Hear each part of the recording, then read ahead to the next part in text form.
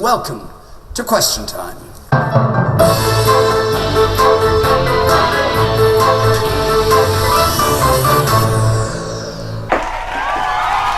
Thank you. Lovely to see ya. Thank you. This question from Adam Murgatroyd. Murgatroyd? What a bloody marvellous name. Think you're a Transformer? If Britain were under imminent threat from nuclear weapons, how would you react? Fleet of super drones. They can like circle our country, armed with like real supersonic missiles. And if any of them scallywags come over here, fucking sort them out. Don't you worry about nothing. And Hepworth, please. Why should the British public trust you and your peers to negotiate Brexit? People, do not worry about Brexit. I've got you covered. After all, I'm a one-man A-team. I'll walk straight on in there. Oh, you, shut it. You, knob chops, zip it. Very, very simple. Us Brits are doing what we're going to do. And if you don't like it, meet me out in the car park. Oosh. Here is Edward Robbins. Put your hand up. Where are you? There. Not happy with the foreign aid budget, and especially why we're giving money to North Korea. Can you explain that, please? Foreign aid in North Korea? They want to bleed and kill us. The only aid I'll give them is AIDS. Not personally, of course, but I'll send like a big AIDS-ridden gay over there and he can bum King Jong-un. Then he can give it to all his mates.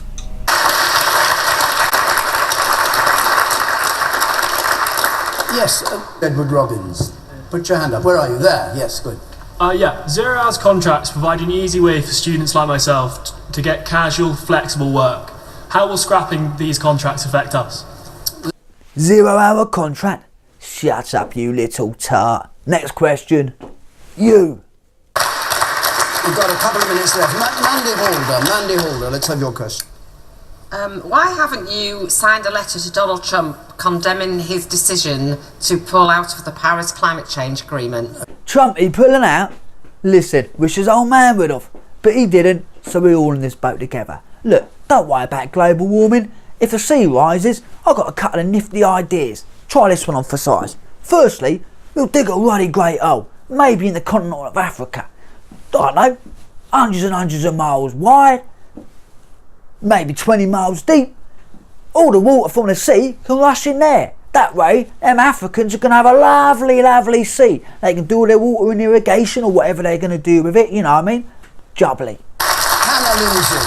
Hannah Lindsay, please. That I work in, by 2020, every single child in that school will receive £898 per year less than under a Labour government in 2020.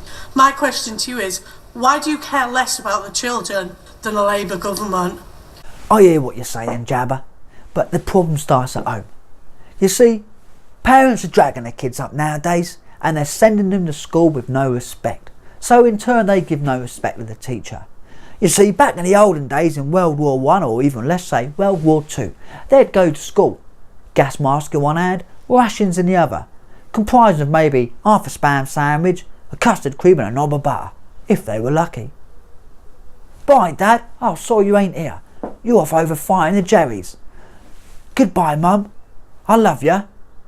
Take care when you're clearing up all the bloody shed that the fucking Luftwaffe bombed the shit out of last night. But they got on with it. And they built this country. And now you lot are asking for money, money, money. La, la, la, la, la. How about this? Stop dragging your kids up. Alright? Show them some bloody respect. For once in their life. They didn't ask to be born. So when they get to school, you can have 40 or 50 kids in the class if necessary. But they'll all be straight, sat up, listening to the teacher, learning something. Alright? 2 educations, one at school, one at home. Stop tipping up to the bloody school in your fucking all-in-one Sergio Dashini tracksuits, fag in one hand, texting or trying to get the perfect selfie in the other. You look like complete knobheads. Because let's face it, even when you do get a selfie, we know you don't look like that anyway. Fucking munters. One councillor ball here decided to go for number 10 Downing Street. It had enough. It had enough of those egotistical tits, May and Corbyn, feeding us bollocks and expecting us to believe it. Vote me in 10 Downing Street and I'll give you one thing that they ain't given you yet, and that's the truth.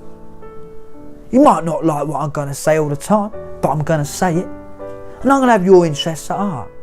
See, I ain't desensitised like those idiots. I've come up the hard way. Grafting. I know what it's like to have nothing. And I know what it's like to have a little bit. I ain't saying it's all going to get better real quickly. And I ain't saying everybody's going to be happy families for a couple of years down the line. But I will say this. I got your back. I ain't going to let you get pushed around. I ain't going to let the people that work hard get punished for success. And I ain't going to let the people that are downtrodden keep getting stepped on. I'm going to do everything in my power to make your lives happier.